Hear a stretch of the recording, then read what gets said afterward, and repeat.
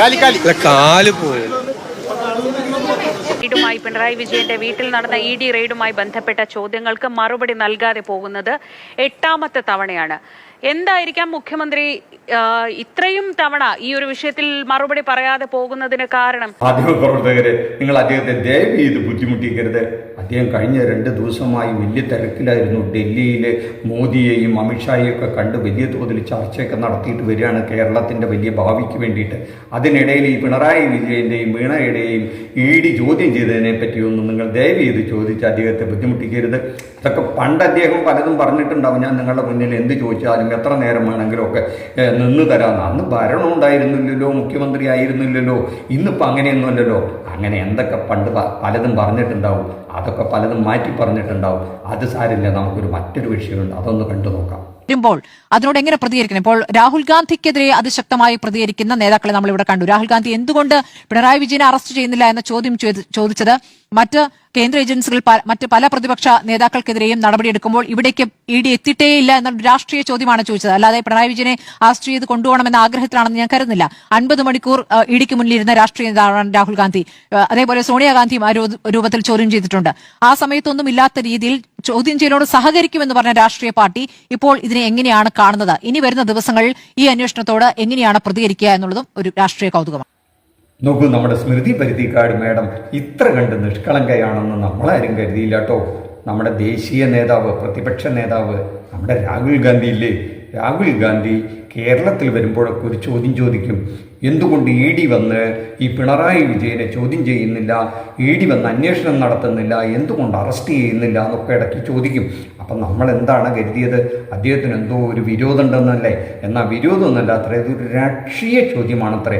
നിങ്ങൾക്ക് വല്ലതും മനസ്സിലായോ അതിൻ്റെ അർത്ഥം? എനിക്ക് മനസ്സിലായില്ല കേട്ടോ, എന്താ സ്മൃതി പരുത്തിക്കാട് ചോദിക്കണമെന്ന്. എന്തായാലും രാഹുൽ ഗാന്ധി കേരളത്തിൽ വരുമ്പോഴൊക്കെ ഈ ചോദ്യം ചോദിക്കുന്നത് നമ്മൾ മലയാളികൾ പലവട്ടം കേട്ടിട്ടുണ്ട്. നമ്മൾ തന്നെ അന്തം വിട്ടിരുന്നിട്ടുണ്ട്. ഇവർ ഇന്ത്യ സഖ്യമല്ലേ, ഒരേ മുന്നണിയല്ലേ, എന്നിട്ട് ഒരേ മുന്നണിയിൽപ്പെട്ട ഒരു നേതാവ് തന്നെ അതേ മുന്നണിയിൽപ്പെട്ട മറ്റൊരു നേതാവിനെതിരെ ഇങ്ങനെ ED അന്വേഷണം വരണം എന്ന് ആവശ്യപ്പെടുന്നത് എന്തുകൊണ്ടാണെന്ന് നമ്മൾ അത്ഭുതം കൂറിയിരുന്നിട്ടുണ്ട്. വളരെ കൗതുകരമായിട്ടുള്ളൊരു ചോദ്യമായിട്ടാണ് നമുക്ക് തോന്നിയത്.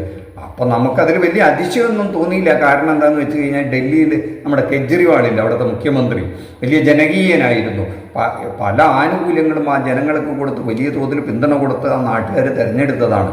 അപ്പോൾ അദ്ദേഹത്തിന് ഇങ്ങനെ തുടർന്നു വിട്ടാൽ ഇനി ഒരിക്കലും തിരിച്ചു വരാൻ പറ്റില്ല എന്ന് മനസ്സിലാക്കിയ കോൺഗ്രസ് ചെയ്തൊരു പണിയാണ്. അവിടുത്തെ കോൺഗ്രസ് നേതാക്കൾ തന്നെ ഇദ്ദേഹത്തിനെതിരെ വലിയൊരു അഴിമതി ആരോപണം കൊണ്ടുവന്നിട്ട് ഒരു പരാതി അങ്ങ് എഴുതി കൊടുത്തു.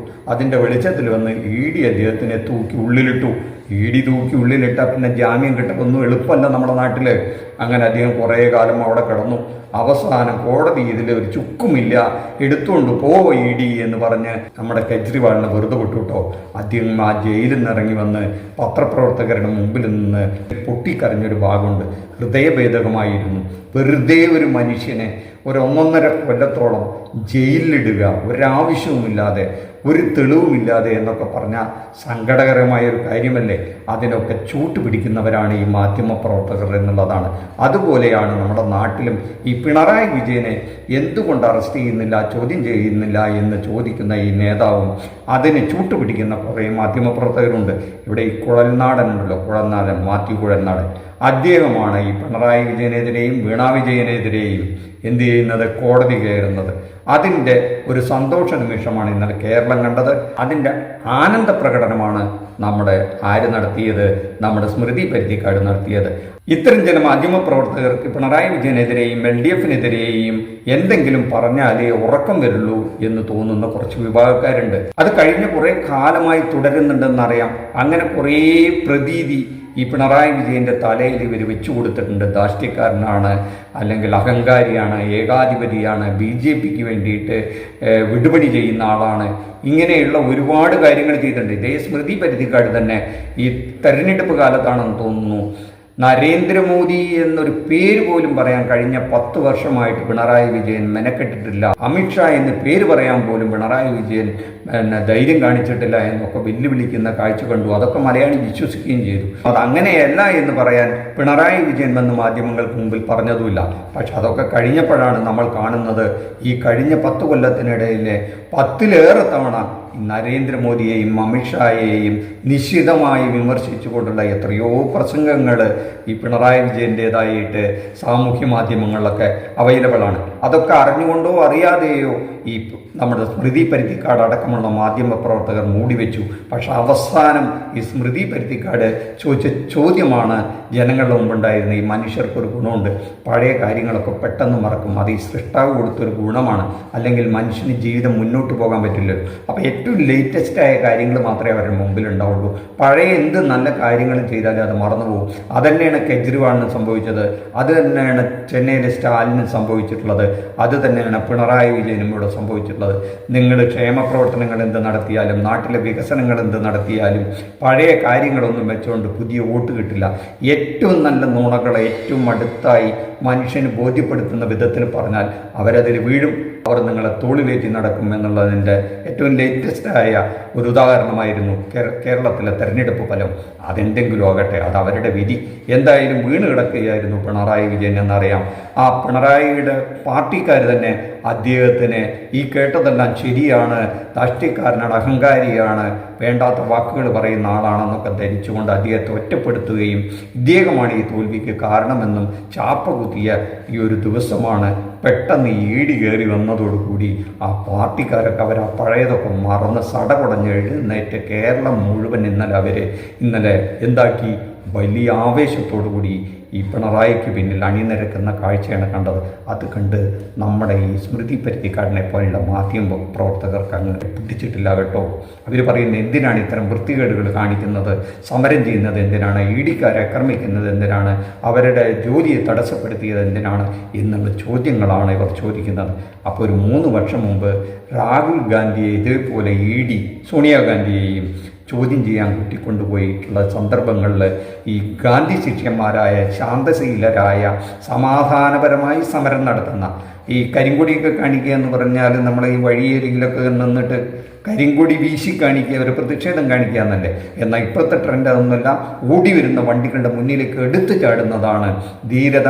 അങ്ങനെ കാണിച്ചു കഴിഞ്ഞാൽ തല്ല് കിട്ടും, ആ തല്ല് കിട്ടിയാൽ MLA കൂടി ആകാൻ കഴിയും എന്നുള്ളത് ഇപ്പോൾ ലേറ്റസ്റ്റ് സംഭവം നമ്മൾ അവിടെ കേരളത്തിൽ കണ്ടു. അപ്പോൾ അന്ന് നമ്മൾ പഴയ കാര്യത്തിലേക്ക്, രാഹുൽ ഗാന്ധിയുടെ കാര്യത്തിലേക്ക് തിരിച്ചു വന്നാൽ അന്നെന്താണ് സംഭവിച്ചത് എന്നുള്ളത് നമുക്ക് സ്മൃതി പരുത്തിക്കാടിന് പറഞ്ഞു കൊടുക്കണ്ട, കാണിച്ചു കൊടുക്കാം.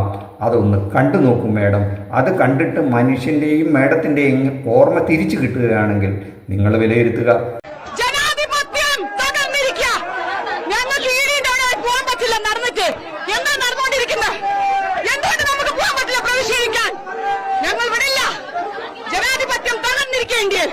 ഇത് ഫാസിസമാ, ഫാസിസം. The politics over this incident continues. Congress has lodged a complaint against the Delhi police and has demanded action against the cops who entered the party headquarters in Delhi. The Grand Old Party also alleged that Delhi cops had manhandled Congress leaders and workers. News breaks that are coming in of how the Congress is now upping the ante, escalating this attack on the Delhi police. Thanks, Amit, for joining us with all of.